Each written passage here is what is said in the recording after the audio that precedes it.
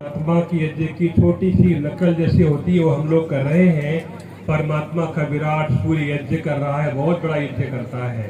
चंद्रमा, पवन, वर्षा, विद्युत, ये सब परमात्मा की यज्ञ करने के साधन हैं। और हम लोग अपने पहले अंदर की ओर आते हैं। जहाँ बैठे आप लोग एक बार आंखें बंद करें, यजमानों को छोड़ करके, जो बैठे नहीं पांच छोड़ करके, सब लोग एक बार आंखें बंद करो, शरीर को सीधा कर लो और अपने मन को मस्तक भाग में व हृदय में मन को फोकस करो और मन में देखो मेरे मन में यज्ञ हो रहा है। तीव्र अग्नि, तीव्र भावना, बाहर के यज्ञ को भीतर लेके आ जाओ हृदयाकाश में, जहाँ परमात्मा विराजमान है, आत्मा विराजमान है, जहाँ बुद्धि तत्व है, जहाँ मनस तत्व है, इंद्रियों का समुदाय है, सारा ब्रह्मांड अंदर बैठा हुआ है। उसके साथ हमारे मन में यज्ञ हो रहा है। उस यज्ञ के ब्रह्मा परमात्मा है, उस यज्ञ के सब कुछ परमात्मा है। यही बाहर के यज्ञ को भीतर लाते हैं तो हो जाता है ब्रह्म यज्ञ। जीवात्मा ब्रह्म जैसा महान हो जाता है। इससे पहले है देव यज्ञ, बाहर का यज्ञ है। इसको करने के लिए अपने मन में देवत्व को जगाते हैं। इस प्रांगण में हमारे श्रद्धेय स्वामी शांतानी महाराज यज्ञ के ब्रह्मा हैं और हमारे सभी जो आचार्य गण हैं, विद्वान जन हैं और यजमान लोग, सभी आप लोग, बेटियां, सब लोग इसमें उपस्थित है कार्यक्रम में। हम इस यज्ञ के माध्यम से अपनी आत्मा को परमात्मा में होम करने की प्रैक्टिस कर रहे हैं, अभ्यास कर रहे हैं। देखो यज्ञ क्या है, बहुत बड़ी विद्या है, बहुत बड़ा विज्ञान है। आप देख रहे हैं ना, ये आंख का यज्ञ हो रहा है, परंतु भद्रम, अच्छा देखना है, बुरा नहीं देखना है। कान से सुन रहे हैं, ये भी कान के द्वारा यज्ञ हो रहा है, अच्छा सुनना, भद्रम सुनयाम, भद्र सुनना और मन से अच्छा विचारना, ये भी अंदर का यज्ञ है। और बुद्धि के धरातल पर संसार के सारे पदार्थों को तोड़ लेना, मेजर कर लेना।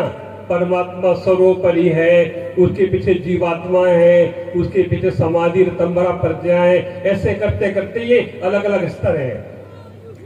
आप सबके भीतर परमात्मा है, उसको आप लोग, हम लोग भूले हुए हैं, इसलिए यज्ञ को समझना थोड़ा कठिन हो गया है। देखो यज्ञ को समझने की पहली सीढ़ी है रसना का संयम, वाक वाक। जिसने रसना को जीत लिया है वो यज्ञ कर सकता है, उस यज्ञ को परमात्मा स्वीकार करते हैं। जिसने वाणी का संयम कर लिया है, कितना बोलना है, विचार के बोलना है, थोड़ा बोलो, मीठा बोलो, सत्य बोलो, तो उसको यज्ञ समझ में आएगा। आजकल बहुत लड़ाई झगड़े बहुत बढ़ गए हैं ना, वाणी का संयम चला गया और बहुत बीमारियां हो गई हैं। बच्चा, बूढ़ा, जवान, पूरा संसार रोगों से आक्रांत हो गया है। तो एक मंत्र में पसंद रखता हूँ, बोलेंगे, बोलो ओम ओम आयुः आयुः यज्ञेन यज्ञेन कल्पताम कल्पताम। अंतिम बोलो ओम ओम यज्ञः यज्ञः यज्ञेन यज्ञेन कल्पताम कल्पताम। इस मंत्र में 12 कड़ियां हैं। यज्ञ के द्वारा कैसे कैसे सुधार होता है। आप सब जीना चाहते हैं, लंबा जीना चाहते हैं ना, पर उसके लिए उपाय क्या है? आयु यज्ञेन कल्पताम, लंबा जीना है तो यज्ञ को जीना है। हमारे बीच में state bank of India SBI के प्रबंधक महोदय श्री अनिल जी पधारे हुए हैं, आपका स्वागत है। कृपया इधर विशेष स्थान में आएंगे, स्थान ग्रहण करेंगे। हाँ, तो बड़े ध्यान दीजिएंगे। आयु यज्ञेन कल्पताम, हम लोग जीना चाहते हैं तो जीने के लिए एक यज्ञ को करना है, एक यज्ञ की भावना है। जब भोजन खाते हैं, 8 प्रकार का व्यवहार इस यज्ञ को सिद्ध करने वाला है। थोड़ा ध्यान से, खाना पीना, बोलेंगे खाना पीना, सुनना बोलना, सुनना बोलना, लेना देना, लेना देना, उठना बैठना, उठना बैठना, ये 8 प्रकार का व्यवहार योग की आठंगियां समा जाते हैं। इनको समझ लिया जाए, यदि खाना पीना आ जाए ना तो ये समझ में आ जाएगा। यज्ञ करने के लिए वही खाना जो यज्ञ में डाला जाए, ये विधान किया यज्ञ शेष करने का। यज्ञ में हम घी डालते हैं, औषधियाँ डालते हैं, इसी प्रकार पदार्थों खाना।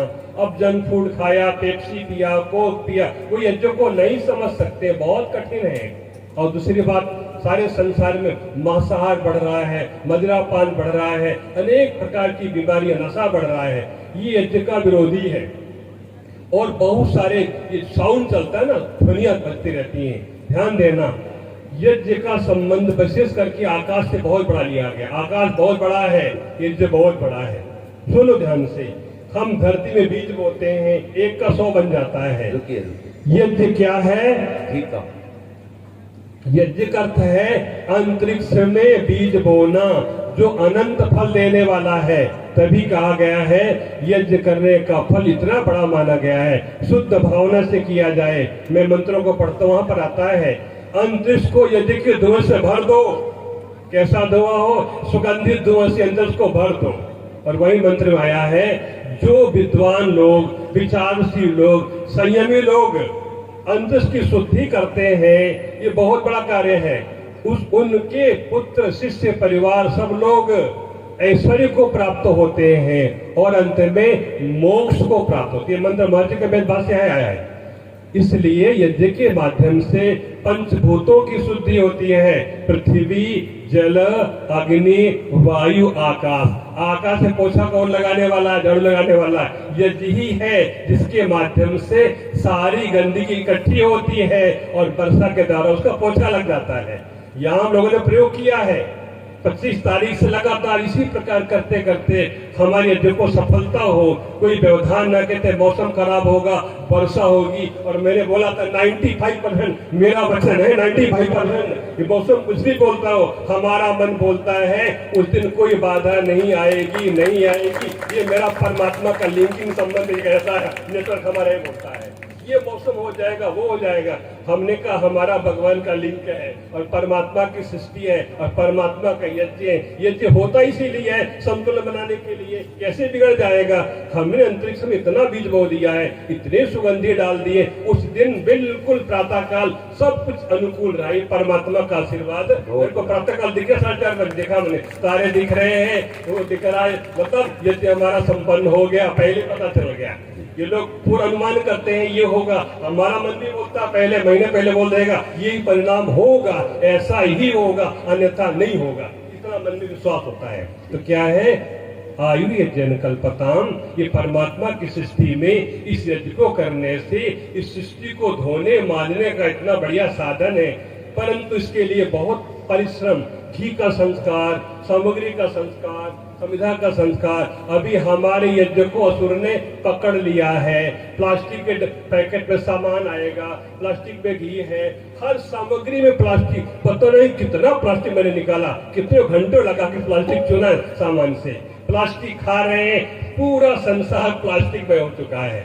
तो ध्यान देना, यज्ञ का विरोधी शत्रु है प्लास्टिक। इसका प्रयोग वर्जित करो, बंद करो, नहीं यज्ञ को नहीं कर पाएंगे। पूरा संसार जो है ना ऐसे डगमगा रहा है। आने वाले काल में ऐसी स्थिति हो जाएगी ना, श्वास लेना मुश्किल हो जाएगा। इसलिए यज्ञ के लिए यदि यज्ञ को जीना है तो घर घर गाय पालनी होगी, अपने घी सेवन करना। डब्बे वाले घी में कितनी चर्बी मिली पता नहीं है, केमिकल भरा हुआ है। अस्तु आप लोग यज्ञ को समझना चाहते हैं तो गाय पालनी होगी, अपनी औषधियां उगानी होंगी, अपने यज्ञ के पेड़ लगाने होंगे, सब कुछ अपना करना होगा। तब यज्ञ का परिणाम कितना आएगा? 90% आएगा, 95। अभी हमने बहुत मेहनत की है ना, उसको भगवान ने क्या पैरामीटर दिया? हमको इस यज्ञ में 55 से 60% जो है ना भगवान नंबर देंगे, इससे अधिक नहीं देंगे। क्योंकि हमारे यहाँ की भी असुरों का बहुत बड़ा बोलबाला है। कोई शराब पीने वाला है, कोई कैसा लोग है।